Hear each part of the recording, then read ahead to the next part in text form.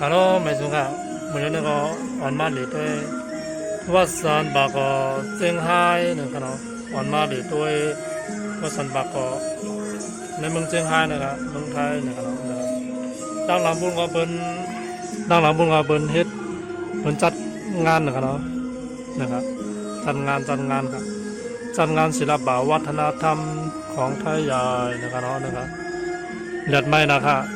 กลางค่ำก็ได้มีการห้องกามนะครับมันจัดเป็นข้าวดาว2 วันนะครับมาเรียกันเลยนะครับ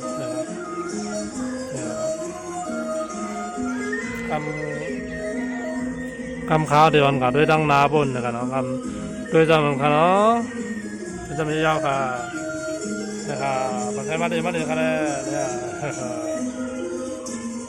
ที่เขากำลังสับอยู่นี่เนี่ยชิ้นละกี่บาทคะ40 บาทครับ40 บาทถูกกระเจ้าถูกต้องนะครับทุกคนนะครับแสดงว่าไก่ทอดนะครับในเขียงอันนี้นะครับตกเป็นของที่แบบง่ายดายเลยนะฮะ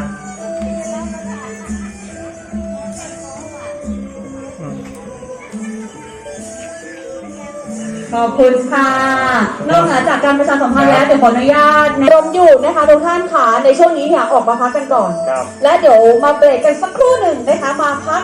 ผ่อนกับอัธยาศัยเดี๋ยวได้ไปติดตามเวิร์กช็อปกันต่อถูกต้องแล้วนะคะแล้ววันพรุ่งนี้ค่ะอีกหนึ่งกิจกรรมใครอยากจะรู้ในเรื่องของการทำตุงแบบโบราณแบบล้านนาวันพรุ่งนี้นะคะใช่ครับและวันพรุ่งนี้นะครับไฮไลท์ของเราก็จะมีการแสดงนะครับของ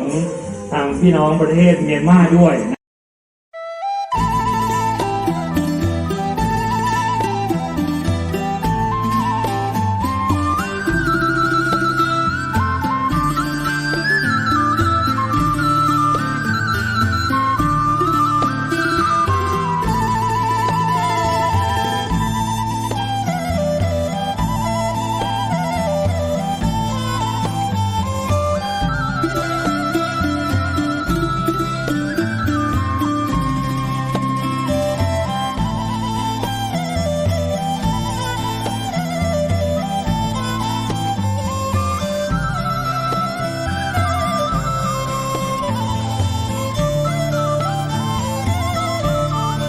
ฮัลโหลค่ะ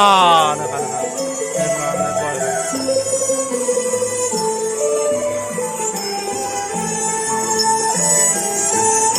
ที่ห้องกามแล้วก็เป็นตั้งกิน